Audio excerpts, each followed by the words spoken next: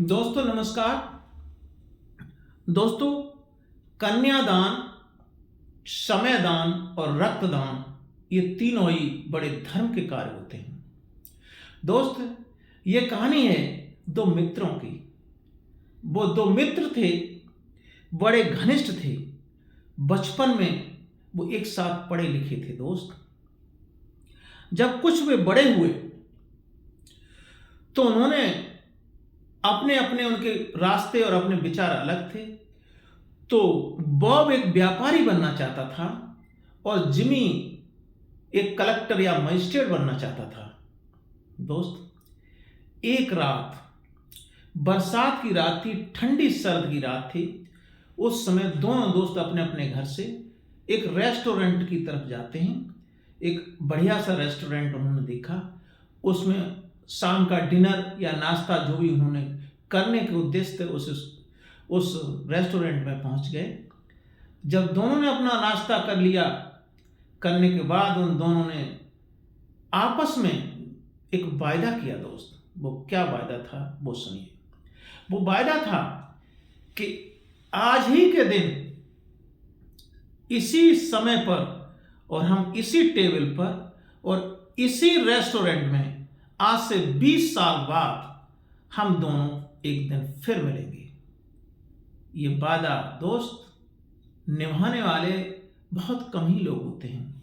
उन दिनों में सर्दी के मौसम में भी उन्होंने सर्दी का ही मौसम आज से 20 साल बाद वो दोस्त फिर उसी जगह मिलेंगे। दोस्त, धीरे धीरे वे बड़े हुए, पढ़ लिख कर अपनी महानता की तरफ चले गए।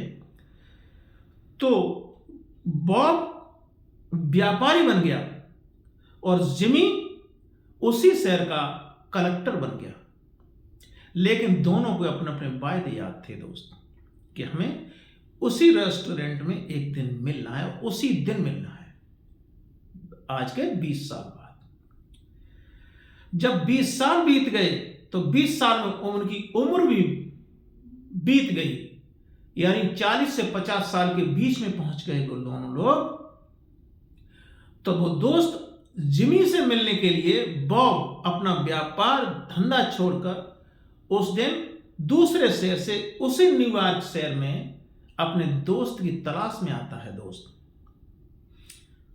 तो शाम का वक्त हो गया, धीरे धीरे सूरज ढल गया। सर्द का मौसम था, वो ही दिन था जो उन्होंने वायदा किया था। तो थोड़ी थोड़ी सी बारिश भी हो रही थी, बहुत ठंड पड़ रही थी। तो अपना ओवरकोट, जिसको बरान कोट कहते हैं, वो पहनकर उसी गली में जहां वो रेस्टोरेंट था, लेकिन वहां रेस्टोरेंट आज नहीं है, वहां एक बहुत बड़ी लोहे की दुकान बन चुकी थी।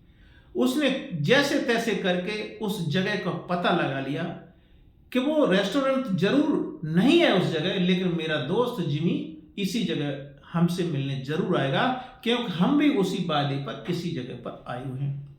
जब उसने देखा तो इतनी ठंडी का मौसम था, वो बेचारा परेशान था अपने मित्र की, और इधर समय का भी इंतजार कर रहा था। दोस्त, तो उसको सिगार की तलब लगी। उसने सिगार जलाई और फिर वो इधर उधर टहलने लगा। इधर जिमी भी अपने दोस्त के इंतजार में तड़प रहा था। तो वो दोस्त की तलाश में उसी रात 12 बजे के टाइम पर वो अपने बॉब दोस्त की तलाश में उसी रेस्टोरेंट वाली जगह पर वो भी आधमका। जब वो देखता है तो इधर वो बॉब फिर दोबारा सिगार जलाता है। जैसे ही उसने सिगार को जलाया तो उसकी नजर बॉब के चेहरे पर पड़ी और उसके चेहरे पर एक निशान था, और निशान के आधार पर अपने दोस्त को उसने पहचान लिया। उसी वक्त समझ गया वो कि मेरा दोस्त वायदे का पक्का है, वो भी आ गया और मैं भी आ गया, लेकिन मैं अपने दोस्त से अब मिलूं कैसे।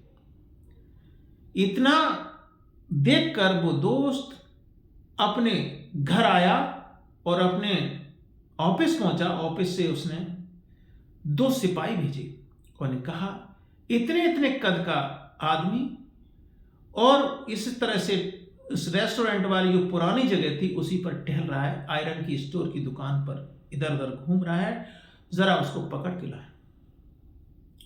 दोस्त वो दोनों सिपाही उस आदमी को, अनजान व्यक्ति को पकड़ कर लाकर अपने अधिकारी के पास, जिमी के पास लाते हैं।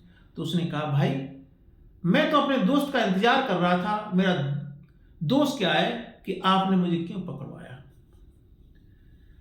पर कि दोस्त, मैंने आपको पकड़वाया नहीं, मैं कैसे मिलता? ना तो वो जगह तो वही थी, लेकिन ना तो वो रेस्टोरेंट था, ना वो टेबल थी जो हमने और आपने वादा किया। दोस्त मैंने कहा, मुझे अपना वादा याद था। पर कौन सा वादा? वो याद था कि इसी टेबल पर, यहाँ रेस्टोरेंट की जो जगह थी, उस जगह आयरन स्टोर की दुकान बन गई। उस होटल में, उस रेस्टोरेंट में हम दोनों ने एक बार वादा किया, और वो वादा आपने भी निभाया और हमने भी निभाया। दोस्त, समय की कीमत हर कोई नहीं जानता। इस कहानी से ये सीख मिलती है कि दोनों दोस्त जब मिले तो कुछ समय उस पल को, उस समय जो होगा वो देखता होगा, या उनके दिल में कैसी कैसी उमंग आती होंगी कि 20 साल बाद भी अपने वायदे की पक्की रहे, समय की पक्की रहे भी दोनों दोस्त। नमस्कार साथियों।